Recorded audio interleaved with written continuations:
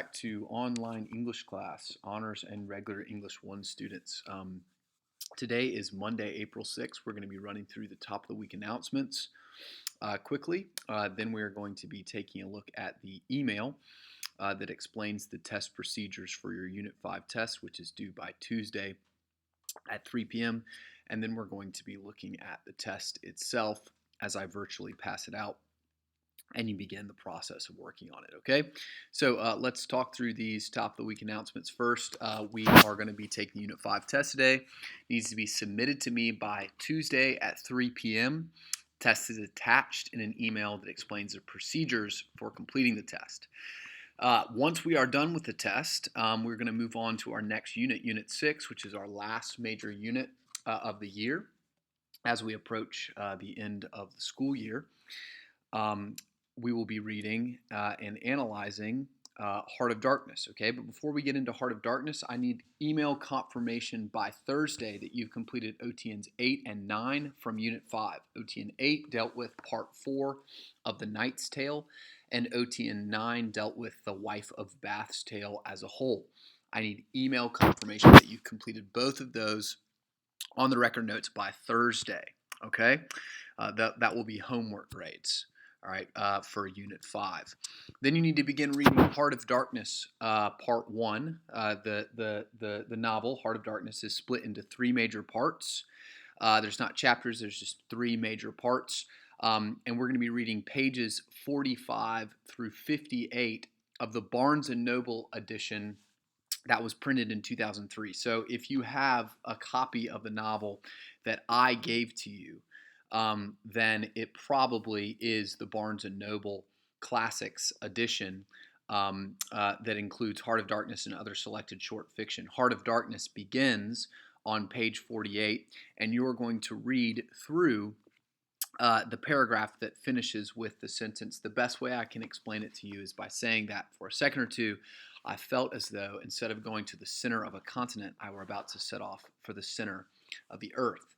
Okay, so if you have a different edition than the 2003 Barnes & Noble edition, for instance, you have the more updated Barnes & Noble edition or just an altogether different edition of the Heart of Darkness in general, then you just need to read from the beginning, all right, to the paragraph or this that ends with that sentence, okay?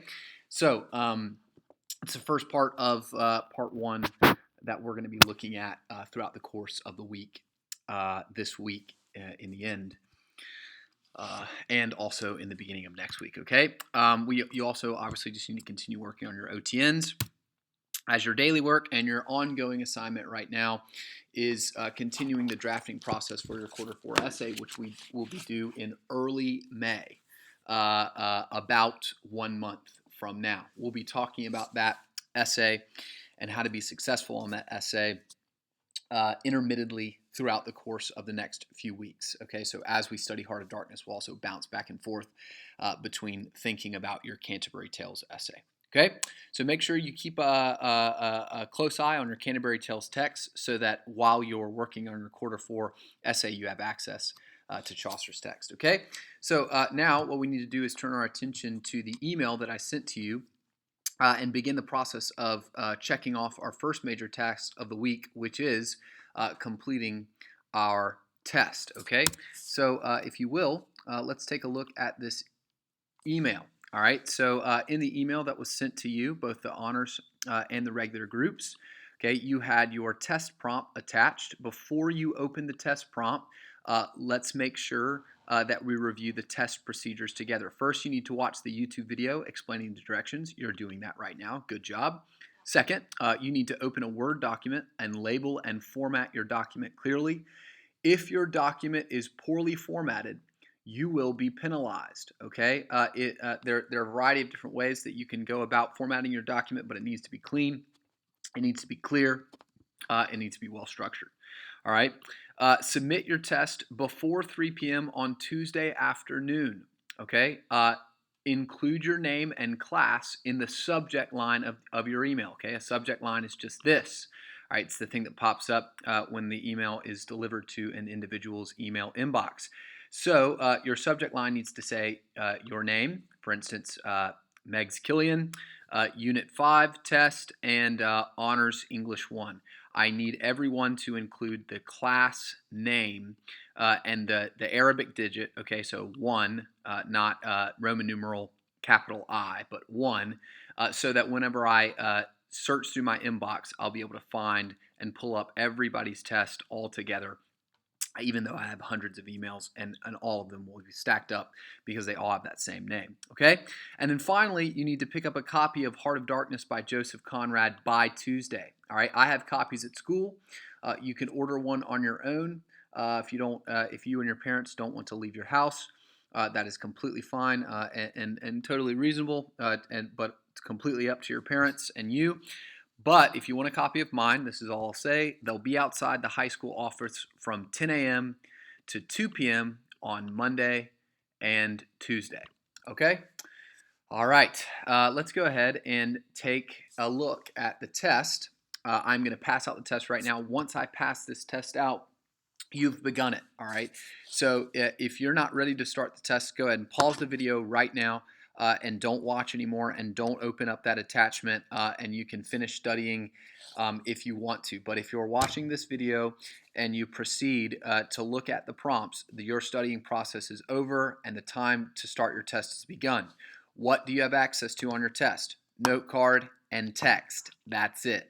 All right, note card and text. That's it. Okay, anything else is cheating. Let's take a look at the prompts. All right, so the prompt for the Honors English 1 test is the ways in which Chaucer satirizes the value system of the wife of Bath through her characterizations of the old wife and the lusty knight. All right, you're going to be graded according to 5 different basic criteria. Your central claim, your evidence, your commentary, which explains your evidence relationship to your central claim. It analyzes the text and explains its meaning. All right. Your organizational pattern needs to be reasonable, logical, easy to read. You obviously need body paragraphs, an introduction and a conclusion. And then finally, your clarity of writing, including, all right, your ability to introduce quotations from the text in sentences that are coherent and grammatically correct. In other words, right, whenever you quote from the text, you need to quote your quotations, your sentences still need to be complete thoughts, all right? Just because you're quoting text doesn't mean you can write a fragment. So if you want to quote a fragmented portion of Chaucer's writing, right, maybe just a couple words or a phrase, then you need to contextualize that within your own sentence, all right, that completes the meaning of that quotation, all right? Like, for instance, the knight focuses on the, quote, blood that ran in streams so red, end quote, from Arcite and Palamon, period, right? So that's an example of a quotation of a fragmented portion of Chaucer's sentence that you have integrated into a sentence that makes sense independently, okay?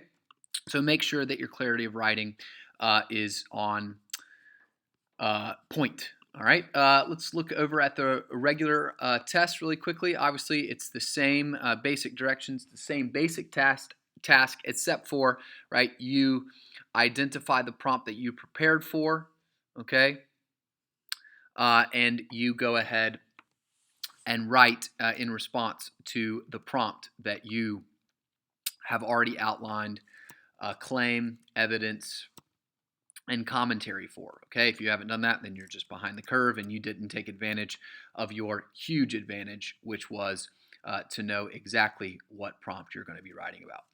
Okay, so good luck, many blessings to you as you work on the test. Make sure that you follow all the procedures for submitting your test and turn it in by 3 p.m. tomorrow on Tuesday in a well-formatted document that you send to me in an attachment. All right, have an excellent day.